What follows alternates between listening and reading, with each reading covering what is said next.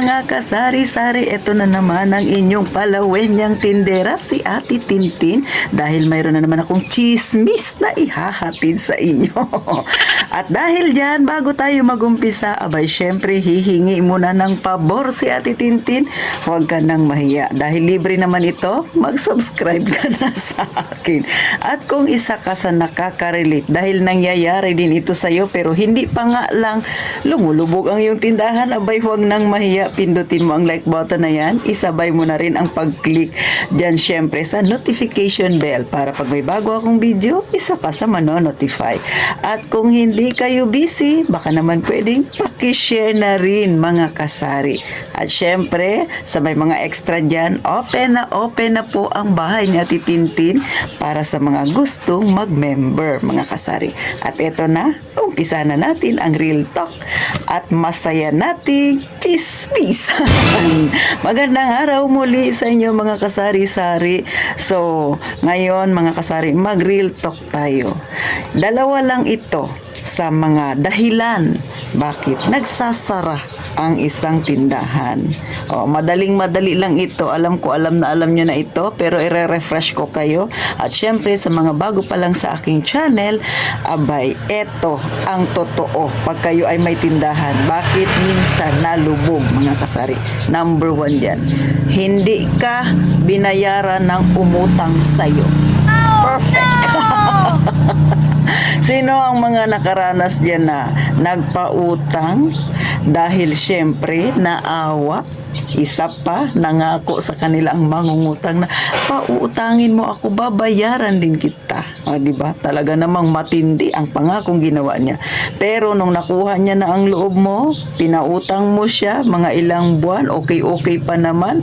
Pero mga susunod at ilang buwan pa ulit, eto na, nag-umpisa na ang konsumisyon ni tindera dahil hindi na nagpaparamdam sa kanya. At kung nagpaparamdaman, dumadaan man sa tindahan niya, ay hindi sa kanya ang punta, kundi doon sa kabilang tindahan. Doon na nabili, mga kasari.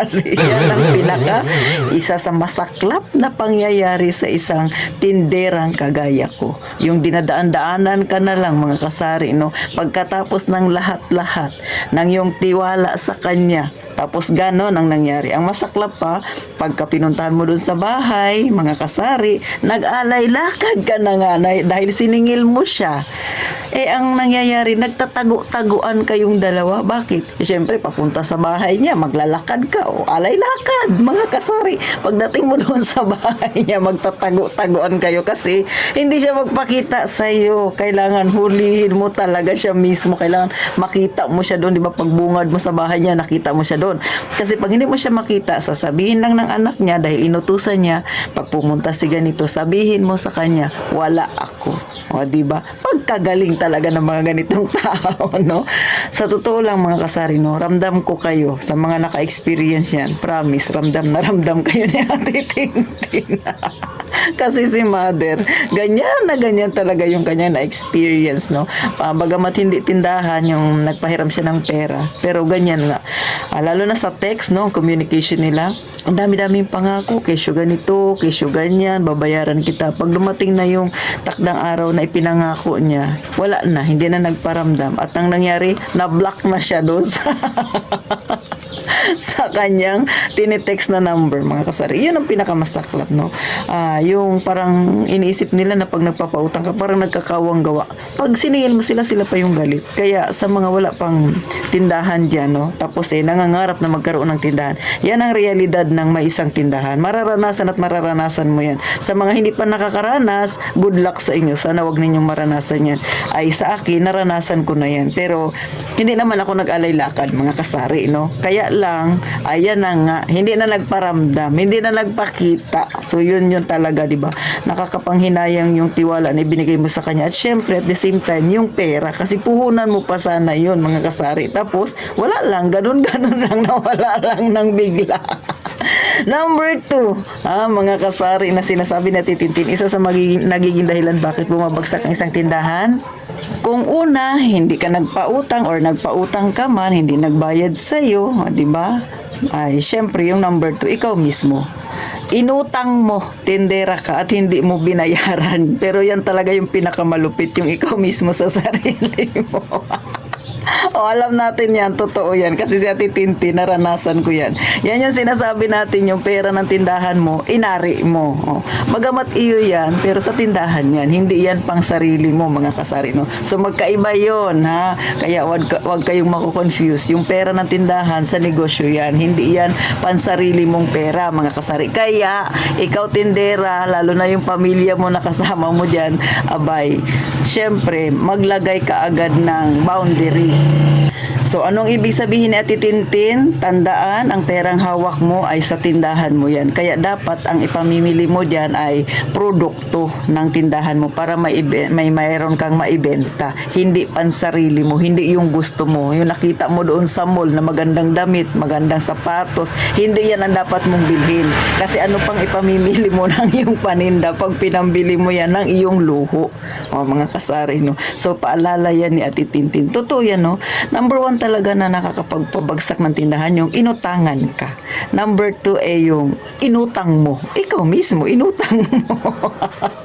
So, yan, dalawa na yan. Classmate talaga yan. Inutangan ka at inutang mo. So, mas matindi kapag ikaw mismo ang nangutang at hindi mo pinalitan, mga kasari. So, ganyan yung nangyari sa akin, no? Na talagang nag 50-50 yung aking tindahan. Gawa nga nung, syempre, scroll tayo doon sa ating cellphone. Tingin-tingin kung ano yung mga latest na update naman nila sa Ada at ni Shopee. Ano yung magandang item na kanilang ibinebenta, o di ba? Eh paano yung mata mo, di ba?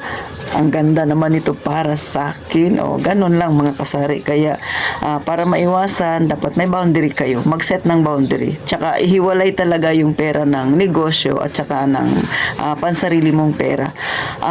Alam niyo, mga kasari, ngayon, nung una, hindi mo yan mapapansin. Kahit ako, hindi ko siya maamin sa sarili ko na ako yung naging dahilan bakit din nag 50-50 ang tindahan ko. At the same time din kasi, malaki din yung naging contribution ng aking anak doon. Kasi, hiram ng pera ng tindahan, tapos hindi niya naman na nabayaran, yung hingi ng hingi, mga ganito, papalitan ko lang.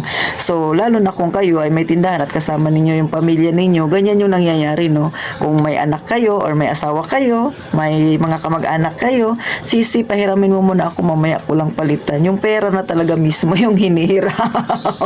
So, yun yung masaklap na katotohanan, mga kasari. Kaya, pag-ingatan lagi ang inyong pera. Sa totoo lang, masakit pakinggan, no? Na yung tindahan mo ay lumubog dahil din sa kagagawan mo. Masakit yan. Hindi mo maamin sa sarili mo. Ako nga, hindi ko yan maamin nung una eh. Pero nung ako ay, syempre nakapag-isip-isip, nagmuni-muni, abay, gisingin mo yung sarili mo, mga kasari. Kasi nga, si Ate Tintin, yan yung ginawa ko. Tinanggap ko talaga na mali ako. Kasi pag in denial ka pa, nangyari na nga ganyan, hindi mo maamin na ikaw rin ay isa sa mga dahilan bakit nagkaganyan ang yung tindahan, ay ipagpapatuloy mo pa rin yan yung ganyang gawi. Kaya sa mga nakakaranas na medyo tumatagilid na ang kanilang tindahan, magmuni-muni. Ano ba yung pinakaugat ng bakit nagkaganyan na ang iyong tindahan? Pagka nakita mo na medyo isa ka rin sa may contribution dyan, abay, bumalikwas ka, mga kasari, ha? At syempre, sa mga wala pang tindahan na nandito ngayon sa channel na Titintin, yan ang isa sa realidad ng isang may tindahan. Pagka hindi mo nabantayan ang iyong sarili, ang iyong kasama sa bahay, dahil isa rin yan sa may contribution, bakit nalubog ang tindahan minsan, dukot ng dukot, hindi nagbabayad, mga kasari, no? So, eto, narinig nyo na. Pagka kayo nagkaroon ng tindahan, alam nyo na. Sabi ko nga, laging mag-set ng boundaries. No? Hindi naman masama na magpautang or mangutang ka sa iyong tindahan. Pero dapat iyong bayaran para syempre lumago naman ang iyong negosyo. Yan ay kung seryoso ka sa pagtitindahan, mga kasari. So, paano hanggang dito na lang si Ate Tintin? Sana naipaliwanag ko sa inyo ng maayos-ayos ang pagpapautang at ikaw mismo na nangutang sa sarili mong tindahan. Dalawa yan ilan lang yan sa mga nagiging dahilan bakit lumulubog ang isang tindahan, mga kasari. So, paano magkita tayo sa susunod na vlog na Ate Tintin? Syempre, mag-subscribe na kayo, mga kasari. Huwag niyong kalilimutan ang notification bell na yan. At gaya nga ng palagi kong sinasabi, mag-iingat tayong palagi, mga kasari.